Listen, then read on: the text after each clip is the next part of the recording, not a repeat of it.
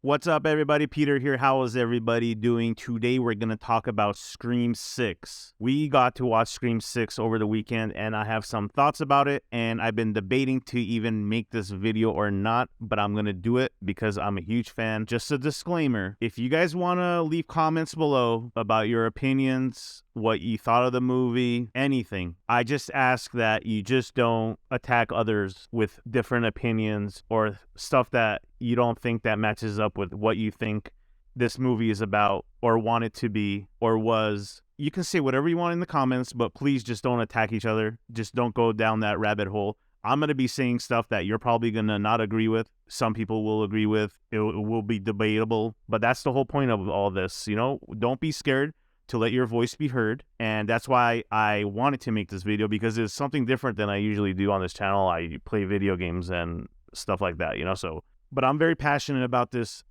franchise. I was like 10 years old when I saw the first one, and I'm happy that it's evolved and, you know, they're remaking it in a way nowadays for a new audience to enjoy, as well as, you know, the OG audience. I like this movie, okay, overall. I don't dislike any Scream movies. I like all of them, but there are specific orders that, you know, we all like choose which ones ranked where and all that stuff. But they're all fun to watch. You know, they're great movies. They're rewatchable. And if you're a fan, you know that already. But then we get into the nitpicky things. It's just something that we can't control. We just have to nitpick, right? Listen, I'm not a filmmaker myself. I don't sit in these rooms with millions and millions of dollars at stake for these film companies, right, that own the rights to these films to make decisions on. Hold on a second. Before we even get any further, please, this is a spoiler review / whatever I'm doing, spewing just about Scream. If you haven't seen the movie, go watch it. Watch it twice. I still seen it only once. I'm going to go watch it again for sure. I'll get the 4K copy. I'll get the digital copy, all that stuff, okay? It is Monday that I'm shooting this video, so a lot of people have already seen it. There's spoilers everywhere. Try to avoid them. What I did to avoid the spoilers, let's rewind a month ago, where I saw a tweet saying that the killers are out on Reddit or on Twitter. And as soon as I saw that, I went to my Twitter. I put in a whole bunch of mute words that have to do with killers and reveals and Scream 6, Roman numerals, Scream 6, all that stuff. I just put it on my Twitter block list. I started even all the YouTube videos that I watched leading up this whole year, how we've been hyped because Scream 5 was so great and we were so excited about another one in the works, and we would watch these YouTubers. I had to like unfollow YouTubers. I had to click like not interested in this like immediately, because I did not want anything to get spoiled at all as far as killers went or plot or anything, right? So thank God I went into the movie not knowing who the killers were going to be. I had my own theories. Again, spoiler alert, spoiler alert. Don't watch, pause this and come back to it if you haven't seen the movie. I had some theories right before that I discussed with Salpy before watching the film, and I kind of explained like the reasoning. I'm like sweating and it's hot in here and I'm wearing a hoodie. I kind of explained why I went with what I went with. I said there's got to be 3 killers. If they keep advertising I'm something different, this is something new with the, you know, in the trailers. And all my theories were just based on just watching the trailers. My number one person that was sus was in the trailer, the person Samantha was talking to, her therapist. I'm like, okay, this girl is like telling everything about her life to this person, all her dark secrets, so they got to be in on it, right? And the second person I was kind of sus about was Jason. There was a scene in the trailer, in one of the trailers, that he was in a bathtub, and then they showed it in the trailer, but ended up not even being him in the movie, right? But when you're watching the trailer, you're thinking it's him, and then he's dead, right? And then I'm like, why would they show that in a trailer, right? A dead body. Like, it's such a giveaway. I don't know why, like, we were thinking it was his character. It was totally not his character in the film, but we didn't know that at the time. So I'm thinking, oh, that's a fake death. Like, it's got to be a fake one because they're just throwing us off. Like, they're showing it in the trailer. He's in the tub. So just from that alone, I was like, okay, he's my second sus. And the third person that was sus to me was Jack Champion's character. This guy, to me, this is my opinion, didn't do a good job in this film. I saw him in Avatar. That movie made, what, $2 billion? What did it make? Even in that movie, I didn't think he did a good job. It's just not believable, his acting. I'm sure he has a lot of fans that think he's great looking kid, but just didn't do it for me. But we'll get to that later, right? We're just talking about my predictions. I'm sorry.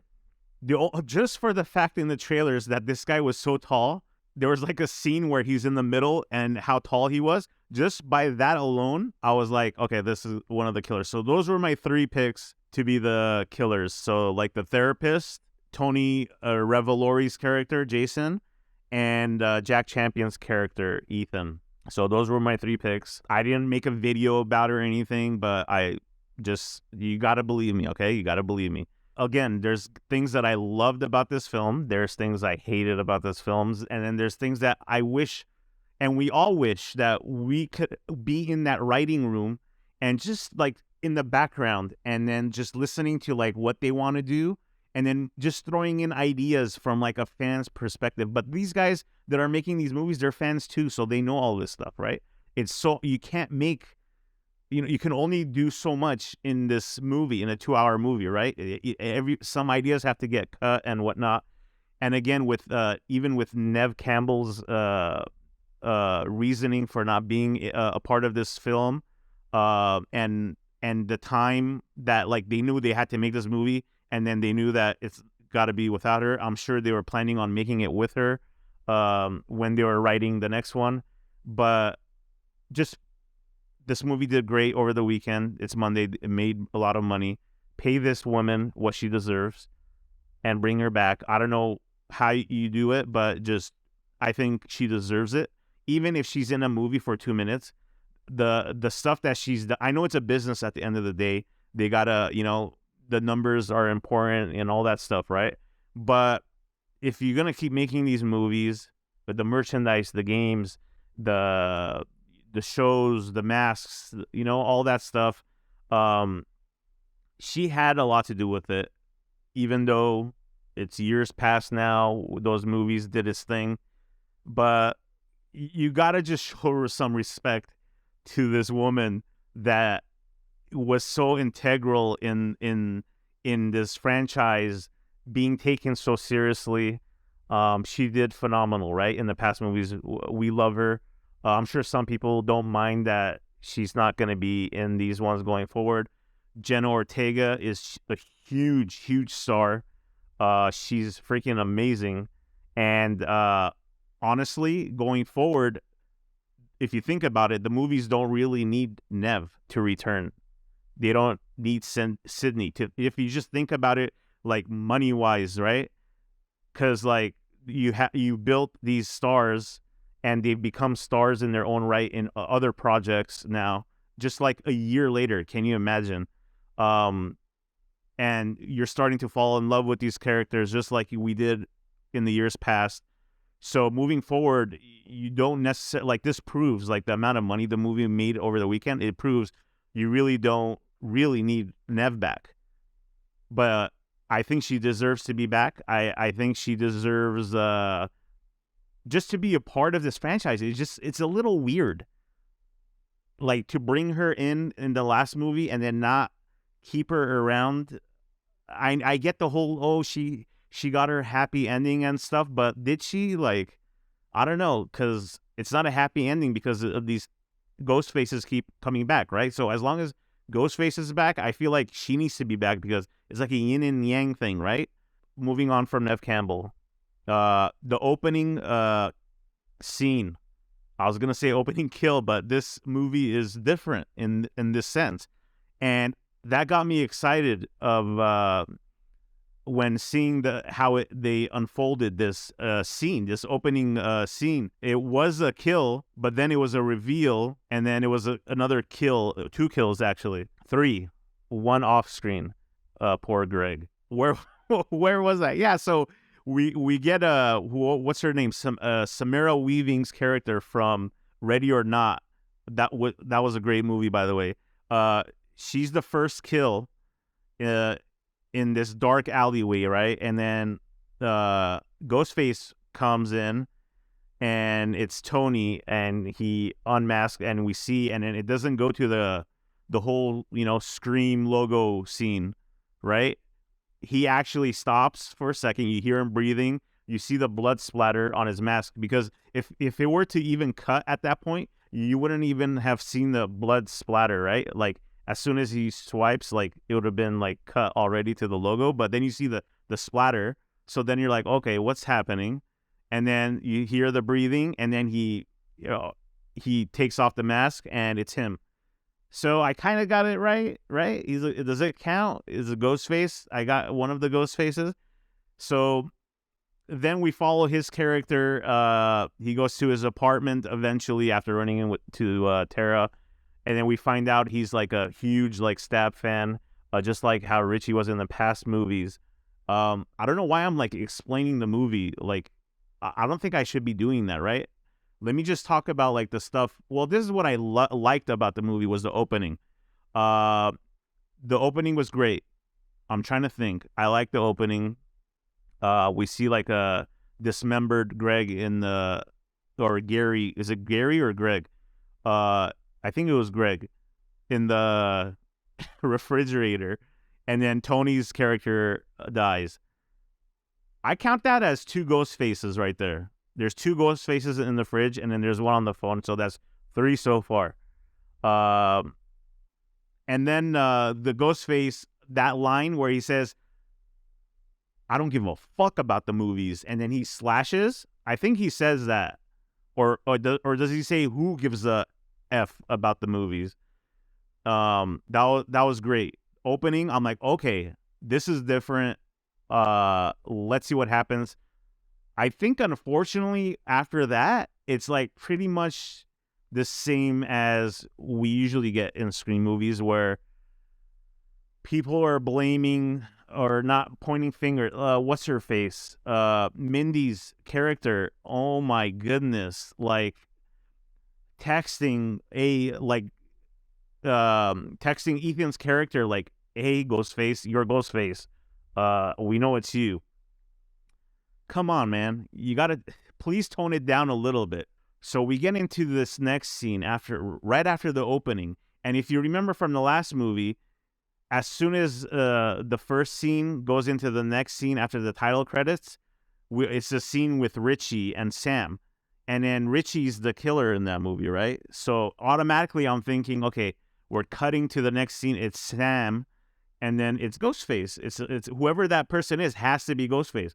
They're copying what they did last time, right? There's like patterns to these movies and the way they make them, right?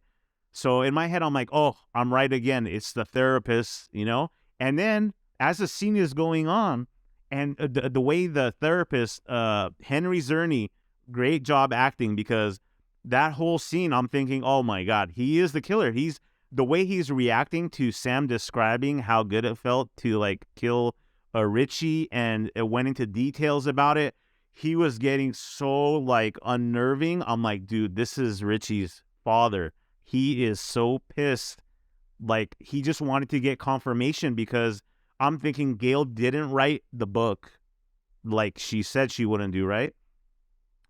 And I'm thinking, like, they don't really know, like, what happened in that house in the last film. So him getting confirmation face to face with the person that killed his son, I thought that just made sense. I'm like, oh, he's the guy. Like, the way he was just reacting, great acting, right? He wasn't the freaking Ghostface, dude. He gets freaking killed in his home in broad daylight in a scene later on. So I didn't know that at the time, right? So as the movie's going on, We get to a scene where Sam goes into her apartment that she shares with her roomie, I think. Quinn. This actress, I'm looking at her name right now, Liana Liberato. She was great. I really liked her. Whether she was just a friend or the ghost face reveal, I enjoyed her acting. I enjoyed her character. What gave her away immediately, right after that therapy scene, like the first thing she says, "Oh, my brother died and my dad's a cop and moved to New York," or something like that. But as soon as I heard my brother died last year or something, or I don't know, but your brother died. Like, who's your brother? And why would they put that in the movie? Why don't they just skip that whole thing and then just like say like, "Oh yeah, my dad's a cop," or something? Like, we just know that her dad's a cop. That's fine. Why did they have to like put that in there? I don't understand. There was so much of this throughout the movie that really bothered me. Like, I'm like, dude. And then her fake out scene, her fake out death, that just guaranteed, it just put the stamp on it, right? That she's one of them. She's a part of this. For me, I'm just going through like the stuff that like is bothering me. I hope I'm not ranting on too much, but just bear with me. I'm really passionate about this movie, so I just want to get it off my chest, like how I felt watching it and whatnot. My experience watching this film, they didn't show her dying. When you don't show people dying in these movies, they're still alive, dude. Even the guy that was in Gale's the Gale scene, which is another thing. Gale's scene, beautiful. I loved it. Let's rewind a little bit though. The Bodega, they call it Bodega. I don't know. I'm an LA guy. It's a freaking grocery store or market, right? That was cool. I wish they didn't show a lot of that in the trailers.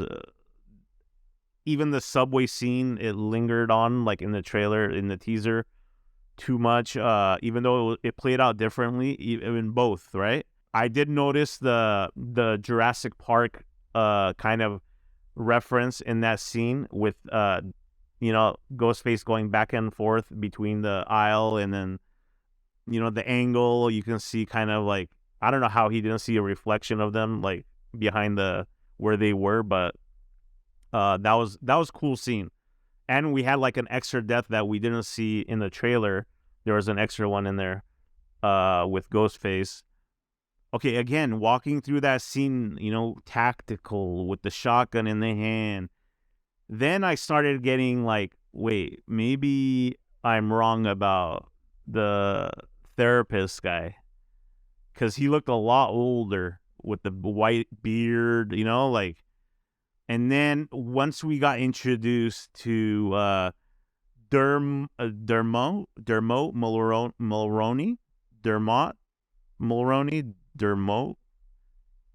I don't know his name, but I thought his acting was horrible. I'm just going to say it. This guy's a vet. I don't think he understood. He just didn't fit right with the Scream world, him and Jack Champion's character, to me. I'm sorry. It just didn't feel believable. This guy, I don't know. I know Soppy told me, oh yeah, he's from Four Weddings and a Funeral or something, or My Best Friend's Wedding, like those rom-coms, and it felt like, yeah, that's what he's doing in this film. I don't want that in this film. I just didn't. I didn't believe his character one bit. As soon as like he appeared, I'm like, this is my new therapist. Not that other dude. This is my new therapist. He's the therapist. He's the Ghostface. I knew right away. Just the things he was saying about family, about I'll kill anybody that messes with my family, and then him getting kind of angry when it was told that Kirby is here from the FBI. He kind of had like a moment, like you can see it in his mannerisms, right? But that's fine. They probably told him to do all those things, but just like the way he delivered his lines. And just his like angry attitude the whole time, you're like, what's wrong with this guy? Like, your daughter hasn't even pretend died yet. Like, loosen up a little bit, Like, Mark Kincaid's character was amazing in Scream 3. I love that, the way he portrayed that cop, right? But this was like, something was off about this, okay? I'm sure he has a lot of fans. I'm sure he's done great. I mean, better than me, obviously. I'm not going to tell this guy how to act, right? But for me, watching this, it just didn't work, okay? That's all I'm saying. It just gave away too much. Just the way he was just reacting to things. And that, again, that's on the writing as well, right? But what can he do? I don't know. It's just a formula that they keep following, I guess. I enjoyed the subtlety of Skeet Ulrich's character appearing again. I wasn't crazy about it in the last film, but in this one, I like that they had him as a reflection rather than just straight up a mirrored copy of him physically being there in the present. You know what I mean? It was just like a reflection. It was very subtle. I like that. I like that how they changed that up. You know what I was waiting for that I love in Scream movies? Like, technology in Scream movies is so big, and I feel like every film had something like a new tech, and I didn't see that with this film. You know what I was really hoping to see? Now that I think about it, AI. How cool would it have been if Ghostface was using AI to call the victims and just have them just waste time on the phone with an AI Ghostface, just talking to the person about any topic, right? While the Ghostface got to maneuver around and then get his kills and whatnot. How sick would it have been? Like, I wish they introduced a new tech, like the last movie, even with the door locks in the house, on, off, doors unlocked, doors locked. I love that stuff. I wish they did something with that in here. They did something kind of stupid with Kirby in the van, tracking the phone. I can do it in 15 seconds kind of thing with a laptop with the fake CGI tracking thing. Like, come on. It was kind of lazy, right? Like, I wanted some new tech. That would have been so sick. Imagine like a hologram Ghostface where you think it's Ghostface, but it's like those Tupac holograms or something, like in the theater. How cool would have there was a setting in a theater that would have been perfect with mirrors, smoke and mirrors with like the ghost faces. Like if in those I'm just thinking about this right now as I'm talking to you. Like the what do you call it? The displays of all the ghost face robes and stuff. And then imagine if it was like a hologram of a ghost face in one of those, and then but it's actually really ghost face. Like, some of them are holograms, and then there's the real one. You know, that would have been a cool thing to a callback to Scream 3 in Hollywood, where there were all the costumes, and then the one of them like walked out, you know, and it was Ghostface. See, this is like the fan thing coming out in me. Like, I wish I would have been done like this. Oh, Peter, why don't you make your own movie then if you're so good at, you know, making Scream or thinking of ideas and stuff, you know? But that's not what I do, right? I'm just talking. This is my channel. If you enjoy it, thank you. If you don't enjoy it, thank you. Just don't be hateful in the comments. Okay, nothing, no personal attacks on anybody. Please. Let's move on. What else do we move on to? The ladder scene I loved. Another thing I loved in this film was that ladder scene. It was great. The way Ghostface was shaking that freaking ladder, amazing. Oh yeah, let's rewind a little bit before the ladder where the fake death thing with Quinn, when she got pushed through the door and then landed on one of the girls, I forget, the one that I think passes away in the ladder scene. She's not in this. Where is she? It was Mindy's girlfriend, no? She's not in this photo thing that I'm looking at. I forget her name. I'm sure you guys will remind me in the comments below. But yeah, I knew right away that we didn't see her actually get her throat slit like we saw it when she landed on the body. I knew right away, oh, she's what she said about her brother. So when she said her thing about her brother and she said, my dad's a cop, as soon as we went to the cop to her dad's scene and saw her dad, I'm like, oh, it's not the therapist, it's the dad, because your daughter, you know, brother, okay. I just didn't know whose dad they're talking about. But then they kept showing Richie calling And then at first I was like, what if it's Stu's dad and sister? That would have been amazing. What if that was the plan? And then when Neve backed out, they had to like shift it away, because it makes sense from the last movie to do Richie and Richie's family. It makes sense, right? But how cool would it have been if it was Stu's dad? Because one of my favorite lines of Stu, to me, Stu's dead, okay? Stu's dead. They even in this film, they say dead 1996 on the board. Kirby shows it, points it. They do like a joke, mini jokes like, oh, but is he really? You know, kind of thing. But I think he's really dead. But what I would have loved, okay, this is now me talking, nothing to do with the movie, but what I would have loved, and I know nobody cares what I wanted, right? It's what it's whole different pay grade to figure out what the mass majority want. But what I would have wanted was this to all be Stu's family, okay, coming back, and remember that line Stu says in the first film, my parents are gonna be so mad at me. Remember, he goes like that, like he's scared of his own parents, right? This serial killer is scared of his own parents. If this was his father and sister and another brother that we didn't know existed, right?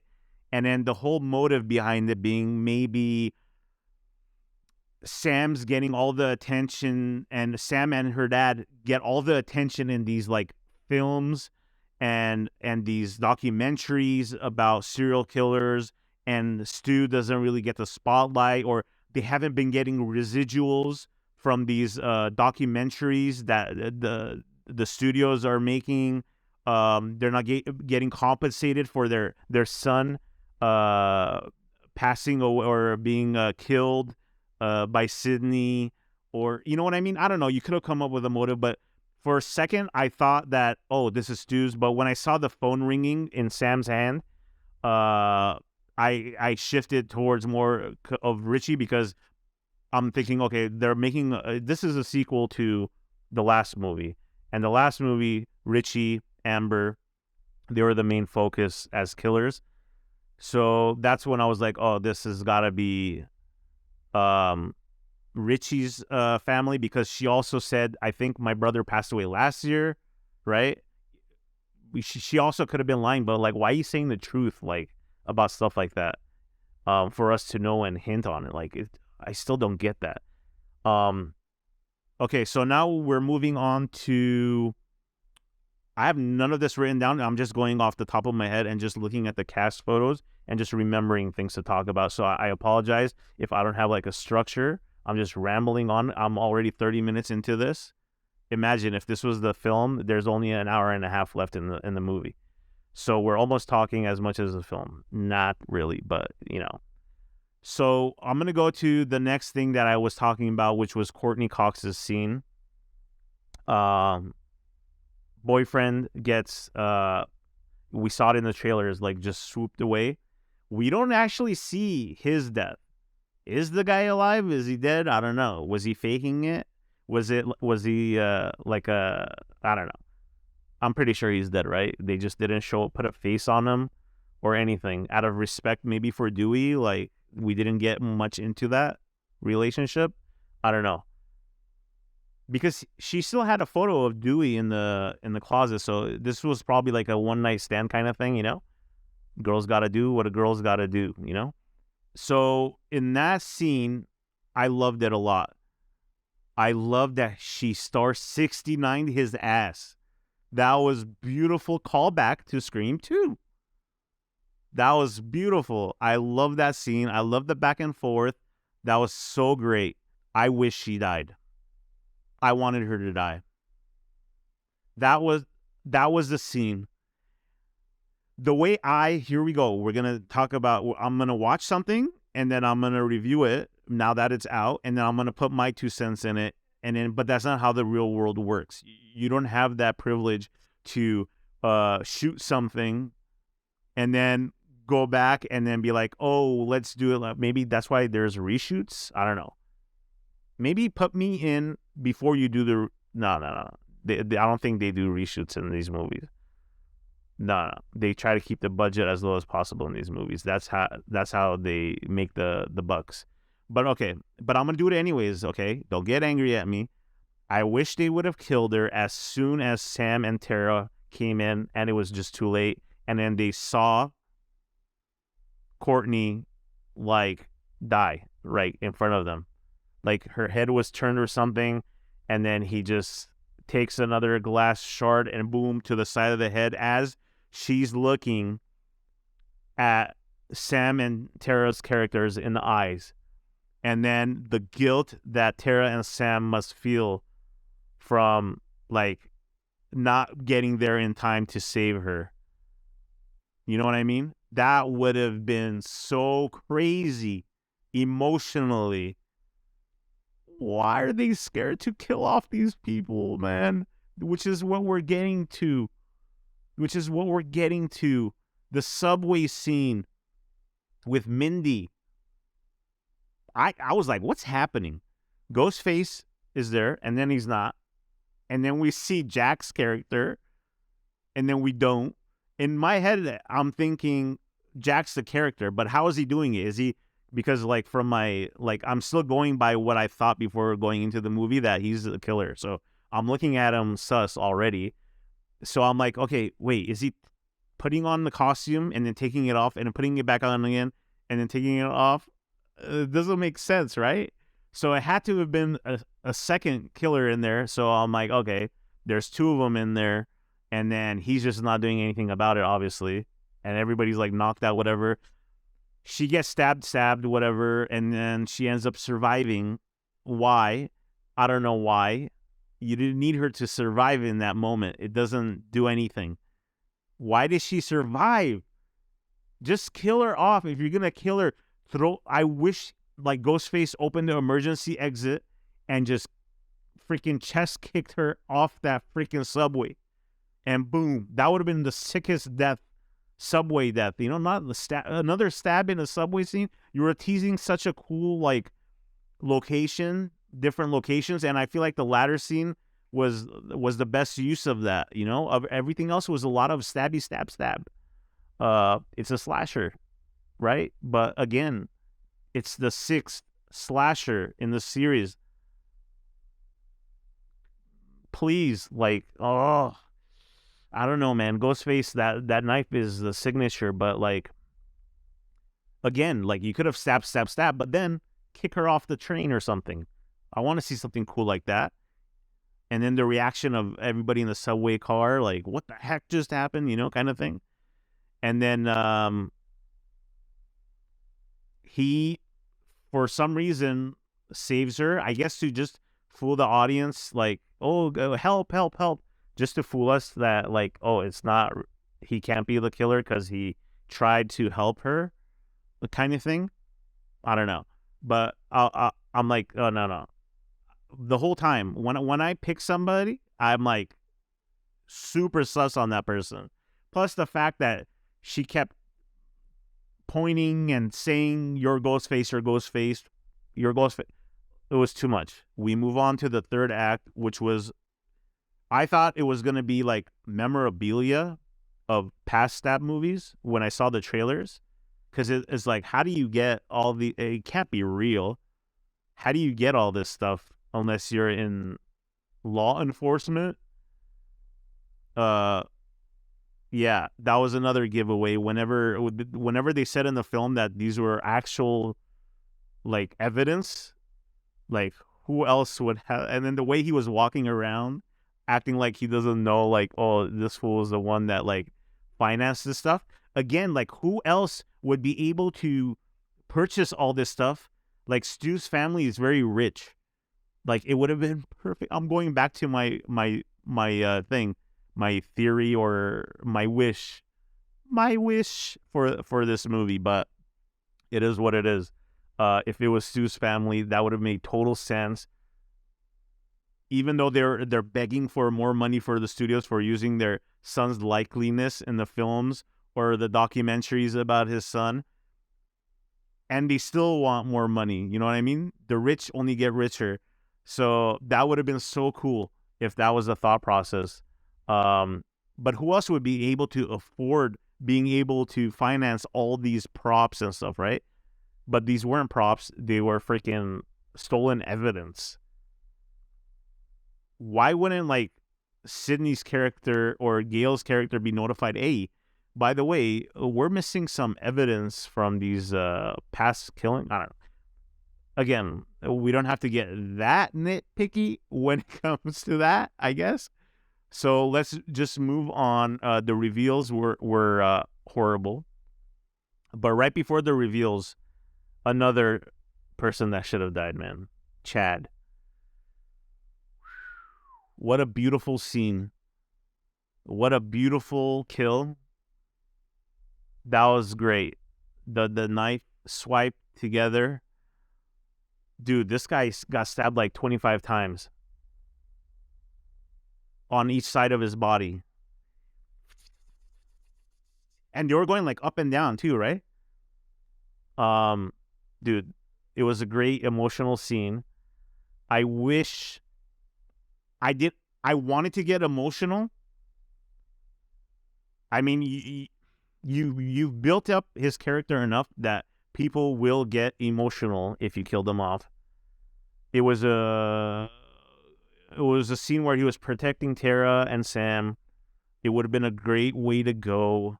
They just couldn't do it, man. They didn't stick the landing. That's how I feel about this.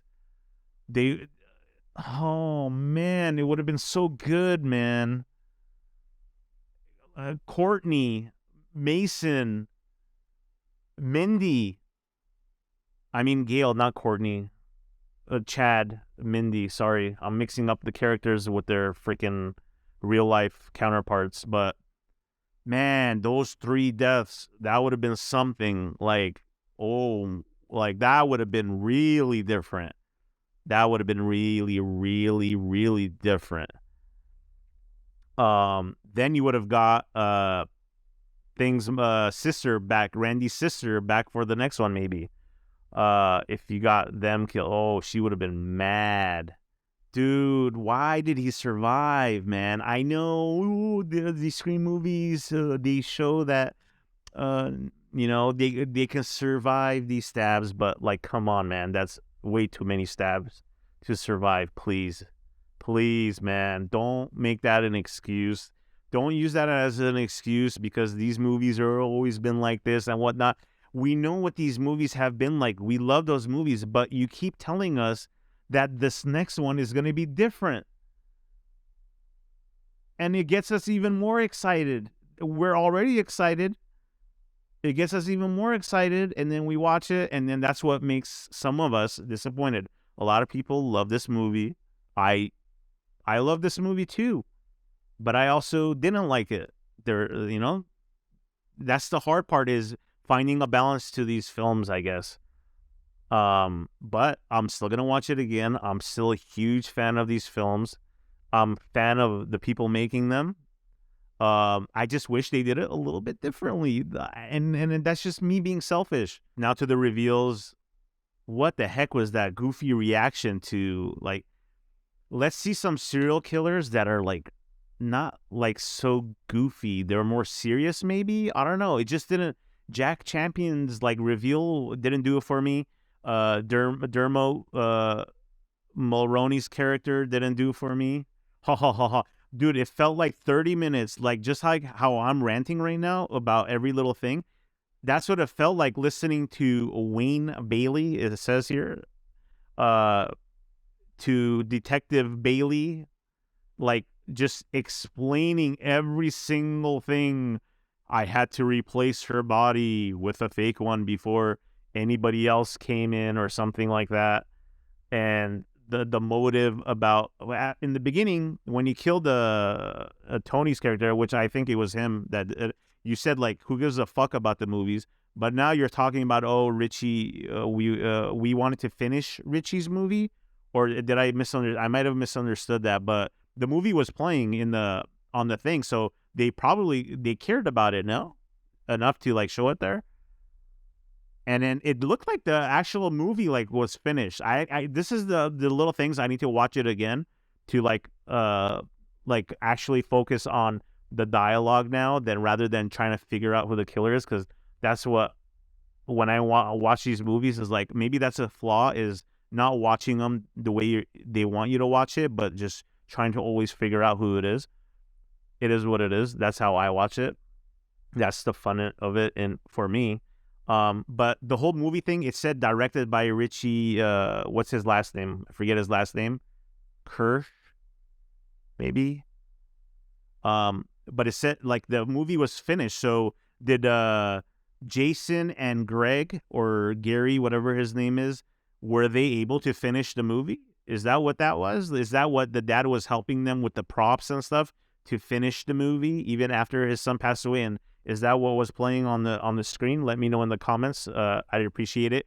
In a nice way, please tell me that I'm wrong or right. Don't like, oh, you idiot. Oh, you don't know. You should see the movie 5 times before you talk about it.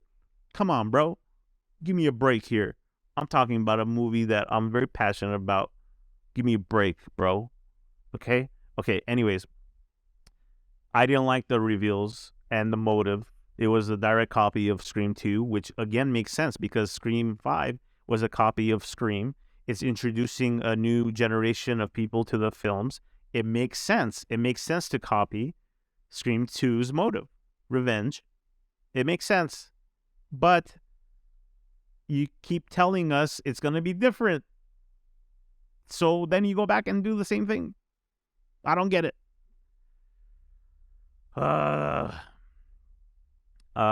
Melissa puts on the knife through the throat and a twist by Tara. That was cool. Shooting right in the head, beautiful. You take something from the past and then you learn and then you execute, right? Sam's character, just no questions asked. Quinn right in between the eyes, perfect, right in front of her dad. And then them like running towards each other, that was cool. Bailey's character and Sam's character, like, fuck this, boom, they both like, oh, that was so cool. That reminded me of the Matrix scene with Neo, right, where they just fly together, and then the 360 thing. That's what it reminded me of. That was a really cool scene because it shows that Sam is now gonna tackle this head on. I hope in the next film she's not running away from these ghost faces anymore. I hope they set up like traps or something, like, and they're the ones luring them in, and then she's facing them head on, like they're ready for it. You know what I mean? That's kind of like the Halloween plot, isn't it? Though with Strode, how she like sets up the house and then wants Michael to like come and on purpose. So yeah, I guess you can't really do that. But I like the fact, like I said, that she's tackling Ghostface head on, even though it's Ghostface without the mask. I guess once the Ghostface is revealed, and then you realize, oh, they're only human. That's the whole thing as well, and that's how I've always looked at Ghostface is when we see Ghostface with the mask and the costume, that's Ghostface. It's not Jack Champion's character in that costume. It's not Bailey, Detective Bailey, or Annika. She's here. That was her name, Annika. I'm so sorry. She was so good. I loved her scene. I don't know why I missed it this whole time. She was right in front of me, but that was a great scene when he was shaking the ladder. That was hilarious. That was great. Very good. That was well done. Okay, now we go back. I'm sorry. You probably already left a comment. A lot of you probably stopped watching this video a long time ago. We're 47 minutes into this, but again, nonstop. I'm just gonna talk about it, what I think. So the ending, the reveal, the stab through the throat, the twist, that was cool. We talked about them flying at each other, falling down. Okay, I like that. Sam going off on that felt a little repetitive. Like we saw that in the last movie, but I think it was like 32 times. I read somewhere that This time she stabbed the dad. We kind of seen it already with the last movie, like something different, something falling from the top, or her like knocking down her father's glass shrine thingy maybe on him to finish it off with the glass all over his face.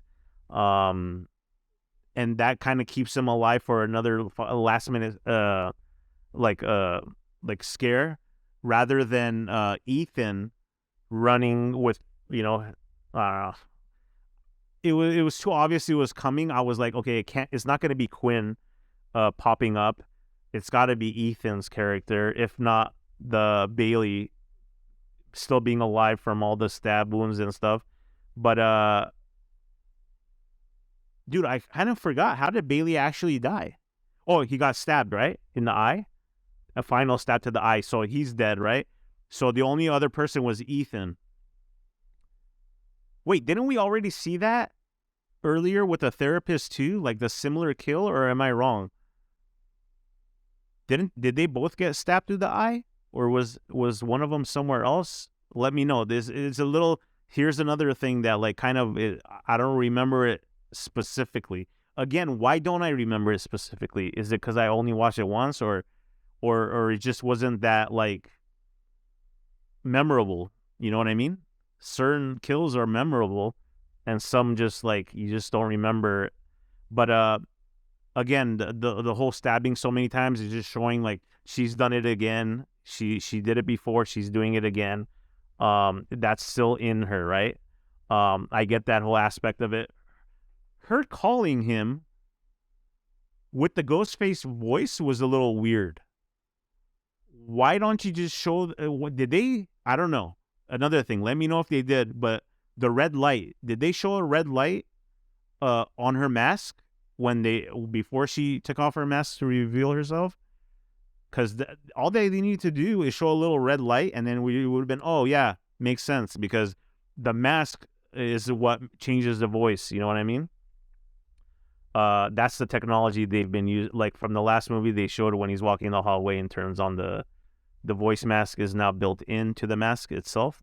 So it's not like another attachment gizmo, that you have to click and stuff. What else? Oh yeah, Jack Champion just appearing, and then the whole TV thing. Wasn't that TV already like broken? Like, what was that gonna do? How does that like finally kill the guy? If there's people saying that Stu's still alive and a real TV fell on his head, how is this fool still alive when a fake TV, the same fake TV, I mean, not a fake TV, but like an already broken TV that's hollowed out, is chucked on him, right? Again, there's going to be stuff like that I don't care about that much, but I'm just saying it because it just came to my head. I think that's it. Again, there's stuff I liked about it. There's stuff I didn't like about it. There's stuff that I probably wanted to tell you guys, but we're at 52 minutes now, and I don't remember. It's good. It's a good movie. I'm going to tell you guys my order that I tweeted out immediately after watching the film, which now looking back at it, I might change. Here's my order. This is my order. Doesn't mean it's the right order or the wrong order, okay? It's just for me, my personal order. Scream 1, Scream 2 will always be connected together for me. Back to back. Great original, great sequel, always. Number 3 on my list is Scream 5. Last year's movie. I really liked it a lot. Just the cinematography, the sharpness of it. It was very fluid to me. It felt more fast-paced than this film. Okay? That's another thing that I want to go back to, is, before I move on with my order, is the fact that I was thinking, once this movie starts, it doesn't stop, back to back to back. It didn't feel like that in my first viewing. It felt like there was like a lot of talking in between. I don't know. I thought it was just gonna be nonstop Ghostface. That's why I thought there's got to be 3 Ghostfaces if they're saying this movie's gonna be nonstop. You know what I mean? Because they're coming from different angles, New York City. But that wasn't the case. To me, it felt like there was a lot of chit chatting in between.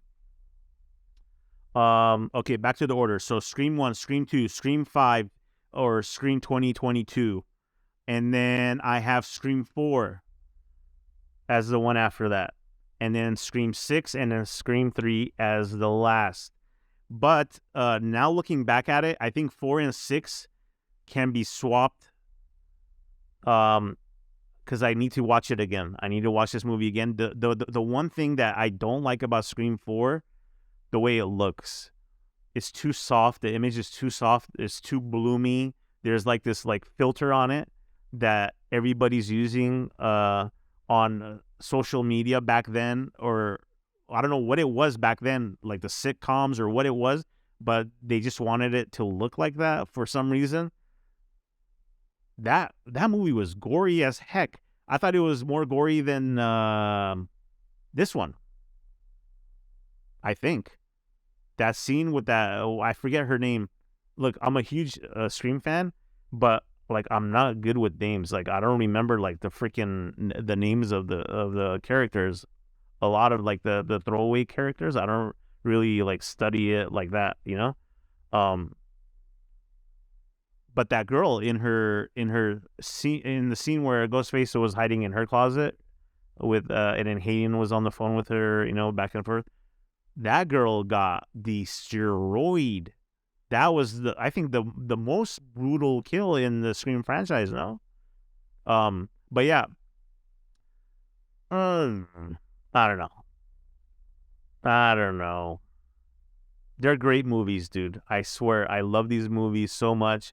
But again, instead of just like talking like this to my close ones or people, my friends that I watch these movies with, and even the younger audience that I've introduced these films, so many younger cousins that it's so fulfilling to me to introduce these movies to the younger audience, and they're actually a lot older than when I first saw the films, you know.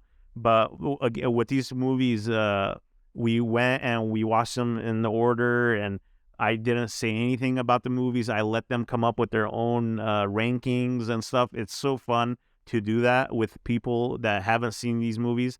So I encourage you guys, take your family, friends, see this film, see all the films. They're really fun. They're a great ride. As much as I had my gripes about this past one, or even all of them, there's little gripes here and there, but I love these films so much. They meant so much to me. It was my favorite horror franchise. Like I said, growing up, I was so scared of the Ghostface mask. This was like a real person going around stalking people in their homes and calling them, and in bathroom stalls. Even to this day, when I go to like a movie theater bathroom, the first thing I think of is Ghostface being in there and like getting me through like the stall or something. Like I still think of that stuff. It just reminds me of back then. Like I watched this movie too young, man. I'm telling you. But again, we love these movies.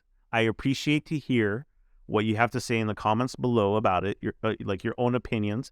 I'm not going to bash anybody. Please, again, if you're going to leave a comment, don't personally attack somebody else for thinking one way or the other, okay? Just keep it civil. Let's have an open discussion. We're all Scream fans. We all want it to do great. We all want it to go different directions sometimes. That's fine. It's okay. We watch them. We get entertained. We laugh. We cry.